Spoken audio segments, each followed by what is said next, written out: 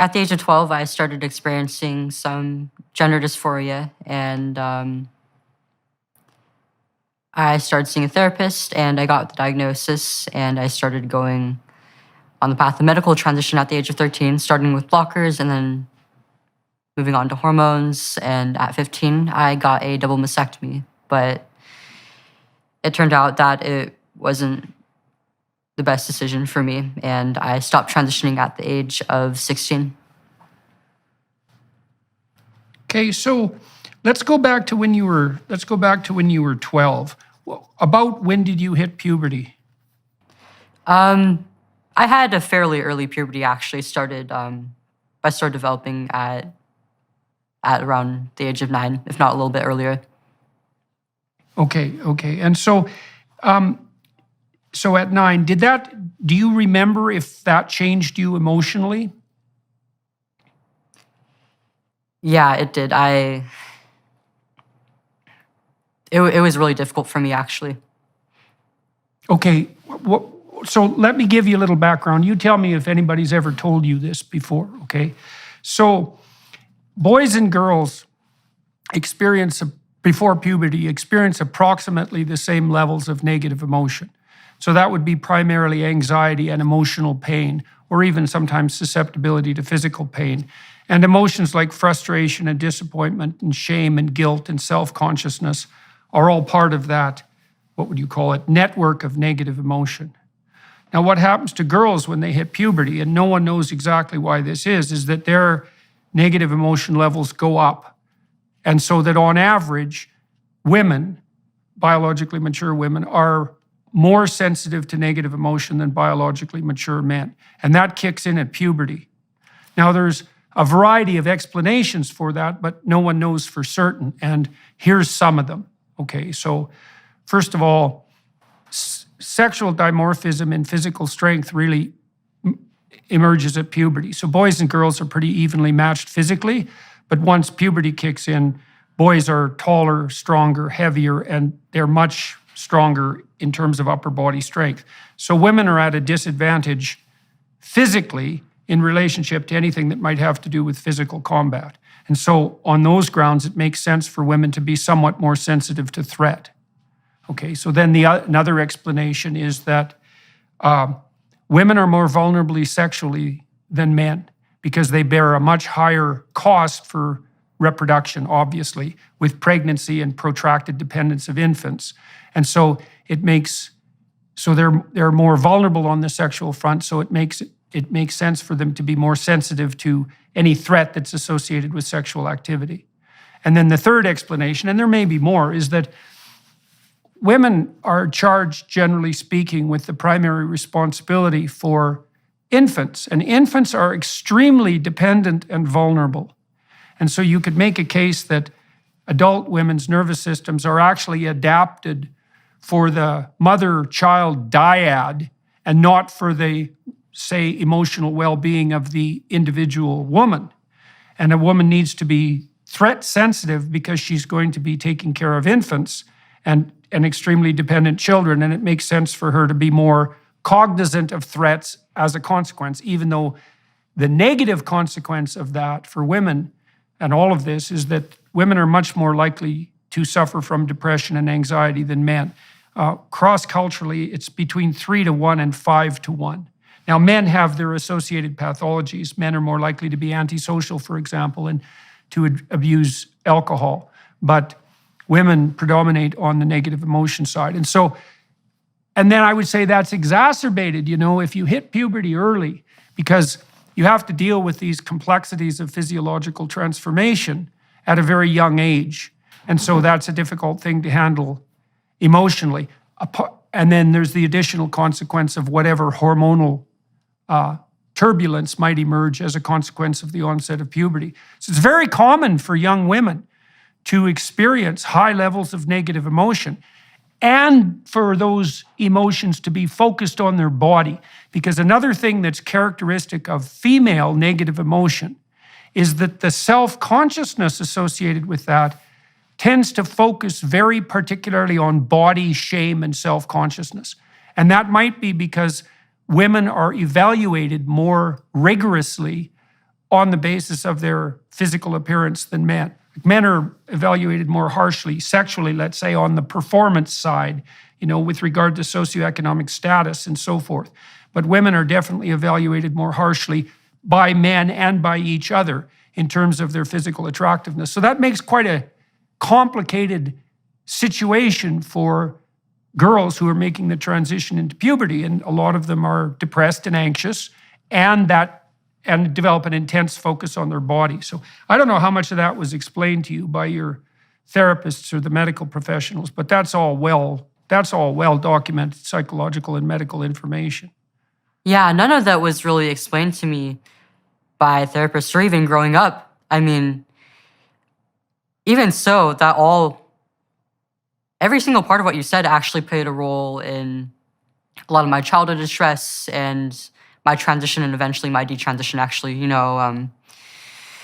Growing up, I was a bit of a tomboy and also on the spectrum. And I didn't know this until I was diagnosed just last year, but it did play a role in my socialization and my difficulty getting along with other girls growing up. And I found that I fit in more with the boys. And when I hit puberty, it was a bit earlier than most of my peers, and I got taller than them. And oh yeah, I could keep up with the boys then, and I had a lot of pride in that. But as the years went on, they started to get taller than me and outmatch me physically, and this did bring on a bit of distress for me. And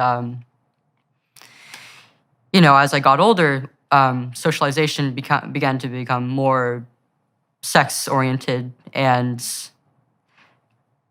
I found it even harder to fit in with girls my age. But at the same time, I was also starting to notice there was a divide between me and boys in several ways, and there was a lot of loneliness for me, because on one hand, I didn't really feel like I was one of the girls, but on the other hand, I was losing my connection with some of my friends who I was close with and really, really cared about.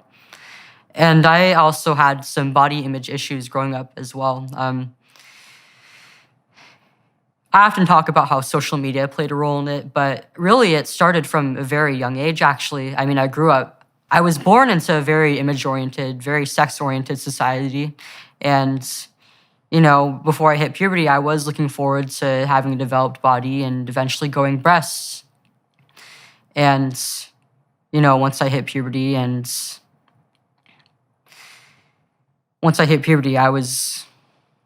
it wasn't what I expected, and I was really quite disappointed how I looked. I was very, very skinny. I was on the smaller chested side. And, I grew up in an age where we kind of glorify bodies that are very, very voluptuous, lots of curves. People often use the phrase like bottom heavy or hourglass, pear-shaped, things like that. And I didn't look like that at all. I was quite thin, a little on the muscular side, and if anything, my shoulders were probably the widest point in my body. And I kind of had a complex over this. I also liked having my hair short, and because of all this, I felt like if anything, I didn't really look like a girl at all. I didn't look like the other girls my age, and I felt like I just wasn't pretty, and that I would never really have any worth as a woman. It's a very rare adolescent, and probably a particularly rare female adolescent who feels attractive in the early stages of puberty. So everything that you experienced, although you may have experienced it, in an exaggerated manner for some of the reasons you laid out, but everything you experienced is in some real sense par for the course for a few years for the vast majority of people. Now, you did add one additional issue, which we could delve into a little bit, which I think is relevant. So you said that you're on the spectrum and that you had an easier time communicating with boys than with girls. And so here's something to know about that. So the biggest reliable difference that's been documented between males and females, and this becomes even larger in egalitarian societies, by the way, is orientation of interest. So women are higher in negative emotion and they're more agreeable, and agreeableness is both compassion and politeness. And although the difference between men and women isn't massive, it's significant, and it also maximizes in egalitarian society. So it looks like it's biological. But the biggest difference is in interest. And boys, males, are more reliably interested in things, and girls, females, are more reliably interested in people. But people on the autistic spectrum are also more reliably interested in things. And so, for example, if you're extremely autistic, the psychological phrase for descriptive purposes is lacking theory of mind. And so extremely autistic people have a hard time understanding what's going on in someone else's mind at all. They tend to be almost entirely thing-oriented. And there's a much higher preponderance of autistic symptoms among engineers. And then if engineers in Silicon Valley, for example, male engineers and female engineers often, by statistical comparison, often marry, and their children are disproportionately likely to be autistic. And so the fact that you are tilted towards the autistic end of the spectrum, first of all, that might just be an indication of neurological wiring that tilts you towards interest in things, just so you know that. So that's not necessarily autistic in and of itself. It's just part of the normal variation in what would you call it? Well, in attentional orientation. But the fact that you were on the spectrum, let's say, and more interested in things is going to make it more difficult for you to communicate with girls, because girls are reliably more interested in people. And so, and then on the image front, you know, this ties in with the idea of self-consciousness. So if you're on stage and you're talking to people and you become aware of yourself, tends to make you nervous and sweat and to become uncomfortable, to experience high levels of negative emotion. And self-consciousness itself looks like a manifestation of negative emotion. They're incredibly tightly linked statistically, almost indistinguishable from one another. And so what you see happening very often in girls, because girls are self-conscious in relationship to their body, because that's one of the primary ways they're assessed, let's say, for attractiveness and for social status, is that self-consciousness tends to take the form of intense preoccupation with body and with image. And so that can be exacerbated by whatever social trends happen to be in place, but it's a very deep-seated problem. And so that's part of, and also the fact that you hit puberty earlier is going to make that, obviously, is going to make that more complicated, because it means you're not as neurologically or practically mature when you have to contend with all these issues. So everything that you described, in some sense, could have been attributed to the difficulties of normative development, just so you know. And this proclivity of teenagers to develop depression and anxiety, I want to take that apart for a minute too, for everybody who's listening. So imagine gender dysphoria. Okay, so 10 years ago, it was comparatively rare, but not unheard of. But imagine it has two components, okay? One is a tendency towards negative emotion, so suffering, anxiety, depression, frustration, disappointment, pain, shame, guilt, self-consciousness, all of that. And then imagine there's a second part of it that's more specifically focused on discomfort with the body. Okay, the first part of that is the bulk of it. So if you look across forms of psychopathology, like mental illness, the major segment is high levels of negative emotion like depression and anxiety. And a secondary segment is the particular manifestation of that, in your case, in body dysmorphia.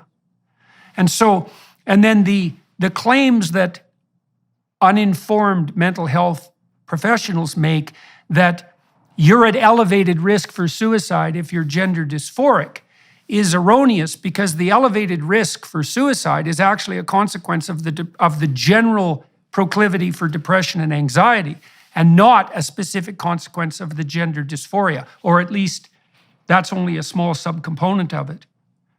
And so that's another thing to know, is that the main clump of psychopathological manifestation, mental illness, is centered on heightened levels of negative emotion. And of course, that spikes for adolescent girls. Now, you may have been told this, but perhaps you weren't. So there are good long-term studies of children with gender dysphoria. Most of them were conducted in Toronto, where I happened to be, by a man named Ken Zucker. And Zucker ran a clinic for gender dysphoric kids way before this became part of the culture war, let's say. And he was a very straight and honest scientist, a very good researcher, not a political person. And what he showed was, what his clinic showed, many peer-reviewed studies, was that gender dysphoria of the type that you described is relatively rare. But if you leave kids alone till they're 19 or 18, 80 to 90% of them settle into their biological identity. Although about 80% of them are also homosexual in their orientation. And so the pathway for him, before this was all politicized, was you'd have a child who was gender nonconforming temperamentally, somewhat like you were. You didn't have a pattern of female interests, let's say. And then prone to depression and anxiety, and then that combination would produce this gender dysphoria, and that would become quite intense around the dawn of puberty. But if you just backed the hell off and waited, those kids would settle into their body, but generally I'd adopt a homosexual orientation.